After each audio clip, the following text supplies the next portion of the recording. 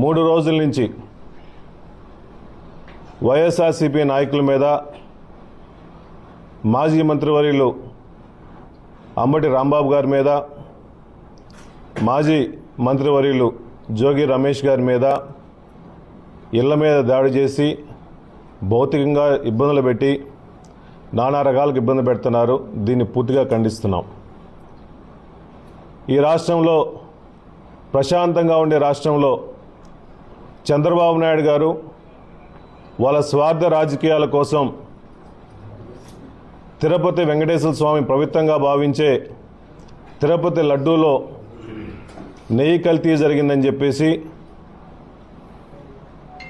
ఏ reports లేకుండా, NDDB కానీ NDRI reports ఏమీ లేకుండా కావాలని చెప్పేసి ఒక ఫ్లెక్సీలో కల్తీ జరిగింది, ఆ నెయ్యిలో కుంభకోణం జరిగింది, 250 కోట్ల కుంభకోణం జరిగిందని చెప్పేసి ఏ సంబంధం లేని మా మాజీ ముఖ్యమంత్రి వర్యులు వైఎస్ జగన్మోహన్ గారి మీద, వైవి సుబ్బారెడ్డి గారి మీద, భూమన కరుణాకర్ రెడ్డి గారి మీద, మాజీ టీటీడీ చైర్మన్ మీద కావాలని చెప్పేసి దుష్ప్రచారంగా అన్ని చోట్ల ఒక ఫ్లెక్సీలు కావాలని ఏర్పాటు చేసి ఒక విష సంస్కృతిని నేర్పించి కావాలని మత విద్వేషాలని రెచ్చగొట్టే విధంగా ఈ ఫ్లెక్సీలు పెట్టడం, దీన్ని పూర్తిగా ఖండిస్తున్నాము.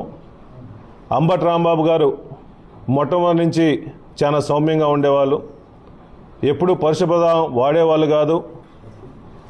అధికారంలో ఉన్న ప్రతిపక్షంలో ఉన్న ప్రతి ఒక్కరిని గౌరవంగా చూసుకునేవాళ్ళు. రాజకీయాల్లో విమర్శలు ప్రతి విమర్శలు సహజం, కానీ ఈ విధంగా సంబంధం లేకుండా అంబటి రాంబాబు గారి మీద, ఇంటి మీద, ఆఫీస్ మీద దాడి చేయటం, జోగి రమేష్ గారి మీద ఇంటి మీద దాడి చేయటం నిజంగా చాలా బాధాకరంగా ఉంది. అంబటి రాంబాబు గారు ఏం చేశారు? ఆ ఊర్లో ఉన్న ఒక ఫ్లెక్సీని ఆయన స్వయాన అక్కడ పోయేసి మున్సిపల్ డిపార్ట్మెంట్కి, పోలీస్ డిపార్ట్మెంట్కి, అయ్యా మేము ఫ్లెక్సీలు చించడానికి రాలేదు, ఈ విధంగా మా నాయకుడి మీద ఫ్లెక్సీలు పెట్టారు, దయచేసి రేపటి లోపల తీయమని చెప్పేసి రిక్వెస్ట్ చేసి అదే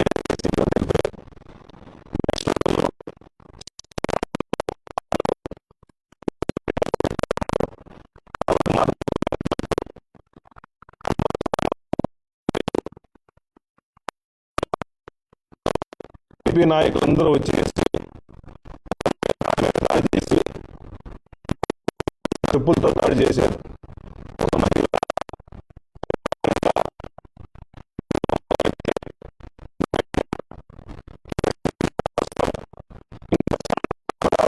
విధాలుగా మాట్లాడి కారు మీద కొట్టి, పోలీసులు ఎంతమంది ఉన్నా కూడా పోలీసులు వాళ్ళని అరికట్టకుండా చోద్యం చూస్తున్నారంటే ఇది నిజంగా ఈ ప్రజాస్వామ్యంలో ఇటువంటి చర్య జరగకూడదు.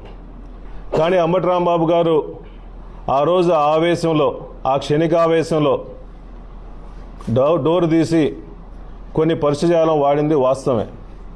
దాన్ని బేసిక్గా అతను వచ్చి నేను ఈ విధంగా మాట్లాడకూడదని చెప్పేసి క్షమాపణ చెప్పి, ప్రెస్ మీట్లో క్షమాపణ చెప్పేసి వెళ్ళిపోయిన తర్వాత కావాలని చెప్పి అక్కడ టీడీపీ నాయకులు గూండాలాగా ప్రవర్తించి ఆ ఇంటి మీద దాడులు చేసి, వాళ్ళ ఇంట్లో మనుషులుంటే దాడులు చేసి ఆ కార్లు అద్దాలు పగలగొట్టేసి, ఇంతమంది పోలీసులు ఉండగా, పక్కనే కూతవేటులో డీజీపీ ఆఫీస్ ఉండగా పోలీసు పహారాలో వచ్చి అంబటి రాంబాబు గారి మీద దాడి చేశారంటే ఈ రాష్ట్రంలో లా అండ్ ఆర్డర్ మెయింటైన్ చేయాల్సిన బాధ్యత ఒక ముఖ్యమంత్రి స్థానంలో ఉన్న చంద్రబాబు నాయుడు గారిది, ఒక హోమ్ మినిస్టర్ గారిది, డీజీపీ గారిది. కావాలని చెప్పేసి వీళ్ళే దాడులు చేస్తూ ఉంటే ప్రజాస్వామ్యంలో ఏ దృష్టికి వెళ్తుంది ఈ విధంగా? ఇది నిజంగా చాలా తప్పుడు సంకేతం తీసుకొస్తుందని చెప్పి సభాముఖం తెలియజేస్తున్నా. అయ్యా చంద్రబాబు నాయుడు గారు, గతంలో 2014-19లో మీరు ముఖ్యమంత్రిగా ఉన్నప్పుడు ఆ రోజు కాపు నాయకుల మీద దాడి చేపించి, కాపు నాయకులు పోరాటం చేసే నాయకుడు ముద్రగడ పద్మనాభం గారి ఇంటి మీద పోలీసులు వచ్చి వాళ్ళ వైఫ్ని తిట్టి, వాళ్ళ కొడుకుని అసభ్యంగా తిట్టి పోలీసులతో బూటుకాలతో తన సంగతులను చూసాం. ఏం పాపం చేసిన ముద్రగడ పద్మనాభం గారు ఆ రోజు కాపుల ఐక్యత కోసం, కాపుల పోరాటం కోసం, కాపులకు రిజర్వేషన్ కావాలని చెప్పేసి ఆ రోజు పోరాటం చేశారు. 2014 నుంచి 19 టైంలో ఆ విధంగా ముద్రగడ పద్మనాభం గారు ఇబ్బంది పెట్టారు. మళ్ళా గవర్నమెంట్ వచ్చిన తర్వాత కాపు నాయకులను ఇబ్బంది పెట్టాలని చెప్పేసి అంబటి రాంబాబు గారి మీద సుమారు 5 నుంచి 6 గంటలు పోలీసుల సమక్షంలో దాడి చేయడం నిజంగా చాలా బాధాకరంగా ఉంది. కక్ష సాధించుకుంటున్నారు. ఈ విధంగా ప్రజాస్వామ్యంలో మీరు ఏ సంకేతం ఇస్తున్నారు? లా అండ్ ఆర్డర్ చేయాల్సిన బాధ్యత మీది కదా. మీరు చేయకుండా ఈ విధంగా మీరే ఉసిగొల్పి ఒక రౌడీయిజాన్ని, ఒక రౌడీ మూకల్ని మొత్తం ప్రోత్సహించి నానా రకాలకు ఇబ్బంది పెడుతున్నారు. కాబట్టి ఇటువంటి శాస్త్రాన్ని దయచేసి మానుకోండి. మీకు అధికారం ఇచ్చిన 5 సంవత్సరాలు 2 సంవత్సరాల్లో మీరు మొత్తం డైవర్షన్ పాలిటిక్స్ చేశారు. కల్తీ నెయ్యి అని చెప్పి ఒక డైవర్షన్ పాలిటిక్స్ చేశారు.